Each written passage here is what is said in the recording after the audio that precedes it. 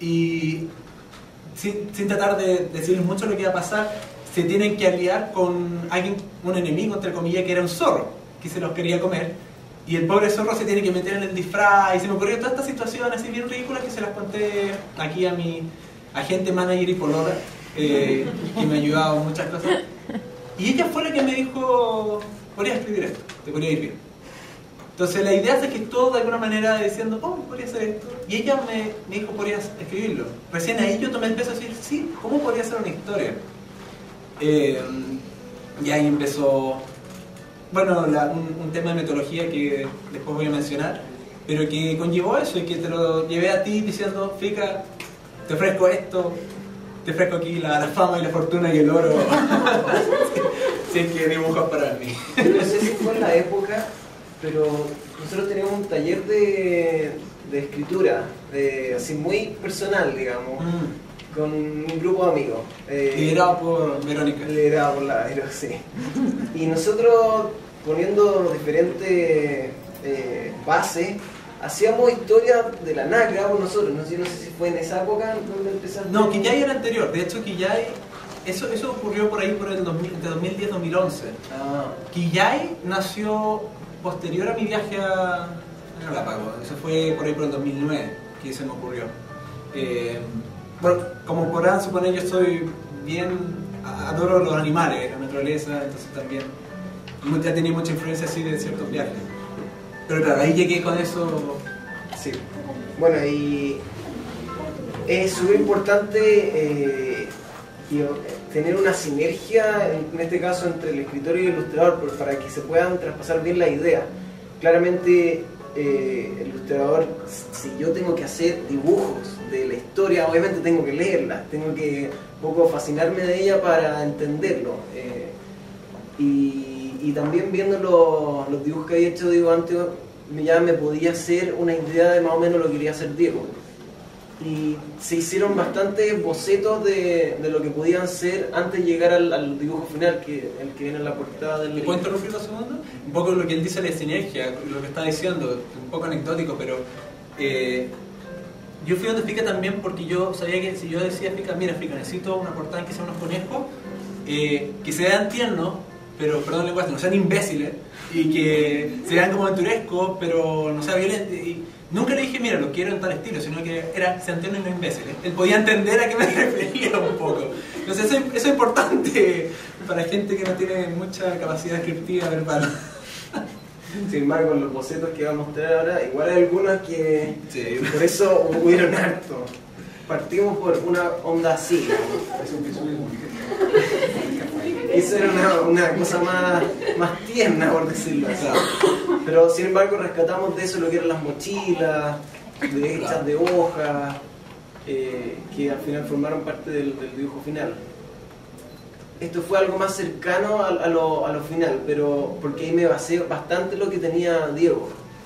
Igual quise desarrollar un poco más otras ideas para ver si alguna, no sé, si calzaba alguna otra.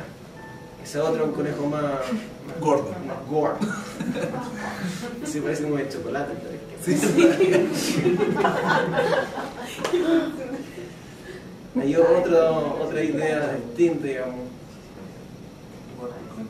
Ese es otro. Pero un gato perruno.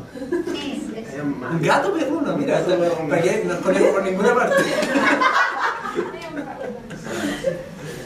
Hasta que finalmente llegamos a lo que se ve en la portada, que fue decisión unánime. Y claro, igual fue un largo de trabajo, pero sí se hizo harto para poder llegar a lo que realmente querías tú desde la portada, digamos, de lo que eran los conejos, lo que dijiste antes. Claro. No, en la portada le dimos harto pega, porque también el libro cuenta con ilustraciones adentro, encima de los títulos, que un poco lo que yo le decía a Fika, lo que yo quiero es que hable de lo que hay en el capítulo, pero no necesariamente diga qué va a pasar. Cosa que tú después de haber leído el capítulo lo entiendas. Y eso no tomó tanto ahí, eso fue un poco, mira, esto fue así, eso así. Hubo una parte en que hay un capítulo llamado Eucaliptus en que dije, mira, dibuja el perfil del bosque así como contrastado con el cielo. Y cuando me llega el dibujo, yo soy a todo esto egresado de ingeniería forestal. Entonces, algo de árboles sé, algo. Entonces veo eso y le digo, esos son pinos. Y claro, me agarró un pino y todo. Entonces le mostré el eucalipto y le dije, mira, este es el perfil. Y cuando me llega el nuevo dibujo, eran álamos. Pero ya bueno, se acerca un poco más, ya dejemos un álamo. Era una sombra de un árbol, ni siquiera era como un árbol así súper descriptivo, entonces era maldición. Pero claro, yo creo que el tema de la portada fue lo que más tomó tiempo. Y la contraportada, la parte de atrás al final no, porque también la estábamos diseñando, ¿se acuerdan? Pero por la editorial no la necesitamos. En una siguiente edición podría llevarse a cabo. Claro. Sería ideal.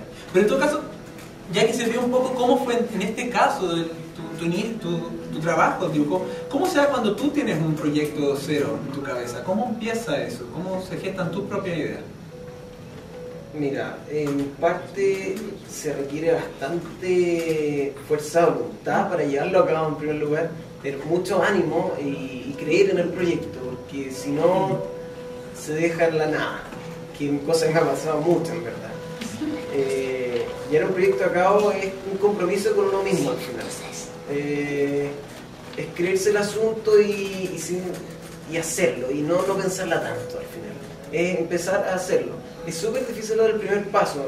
Me pasa un montón que pienso en cómo puede ser, en cómo hacerlo y toda la cuestión, pero ahí lo veo tan difícil desde lejos hasta que lo empiezo a hacer, es como empieza a irse solo y listo, ya, bien. Hay que hacerlo nomás, no hay que quedarse estancado en el proyecto. ¿Cuál sería tu consejo ahí? O sea, en el sentido del dibujo, para los que aquí disfruten del dibujo o hayan pensado. Yo no, como te digo, no me quedaría tanto en dudas, en irá a funcionar, irá a gustar a la gente, irá a quedar bien. Dejaría todos esos prejuicios de lado y me concentraría en solo, como les digo, solo hacerlo, solo descargar lo que uno tiene y lanzarse, ya sea en un proyecto de dibujo, ya sea en un proyecto, no sé, musical o de literatura. Es lanzarse al mar y dejarse llevar por todo lo que uno tiene dentro, que puede ser un tesoro muy grande y uno ni siquiera no se da cuenta de eso. Pero tú qué sí, la señorita de mi hermana. Que justamente Diego comentó de dónde sacaba la inspiración para hacer los libros o cómo por lo menos iniciaba toda la historia. Pero ¿cómo inicia tu inspiración en cuanto a hacer proyectos de dibujo? No necesariamente basado en un libro. Mira, me pasa muchas veces que yo en rato ocioso empiezo a hacer una línea y paso un rato y me doy cuenta de lo que estoy dibujando. No necesariamente tengo planeado lo que voy a dibujar, porque quiera uno no siempre sale lo que uno tiene en la cabeza, y cuando no sale es súper frustrante. Entonces yo me lanzo más con lo que hay y de repente me gusta esto y lo empiezo a mejorar, digamos, y ahí va formándose. Esa es una metodología que tengo. Otra metodología es investigar primero, sé cómo son los conejos, qué cosas hay. Gracias a internet hoy en día esa tarea es muy fácil, pero claro, el investigar un poco qué existe y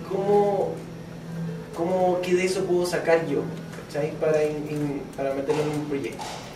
Eso es un poco lo que... Hay una cosa interesante también, que esto nunca lo habíamos conversado. De hecho, nosotros evitamos hablar del tema para que saliera natural. Esto fue una conversación para que, pero no nos hablamos, no nos llamábamos, no evitamos, sí. Pero yo no sabía que lo primero que dice un poco la metodología que él tenía. Y lo curioso es que yo, cuando ya tengo esta idea, que puede ser una sensación, así, para hacerlo bien abstracto, hasta un personaje que digo, sería genial un personaje de esta manera. No sé dónde, no sé cómo. Incluso a veces ha sido como, oye, ahora yo estoy escribiendo una novela para adultos de fantasía que nació solamente de un personaje y por la estética del personaje. Eso sería chévere, ¿qué decir? Y en realidad es completamente distinto a como lo imaginé al principio. Pero pasa algo similar, así como él partía con una línea y de repente se da cuenta de lo que estaba haciendo. Yo, por ejemplo, cuando agarré que ya tenía esta escena clara, tenía una que otra después escena clara, y lo que hacía era agarrar esos trazos, esas líneas que yo tenía en la cabeza y lanzarme. Yo, si le diera consejo a alguien para poder trabajar así, hacer lo que sea, yo creo que se aplica para todo arte,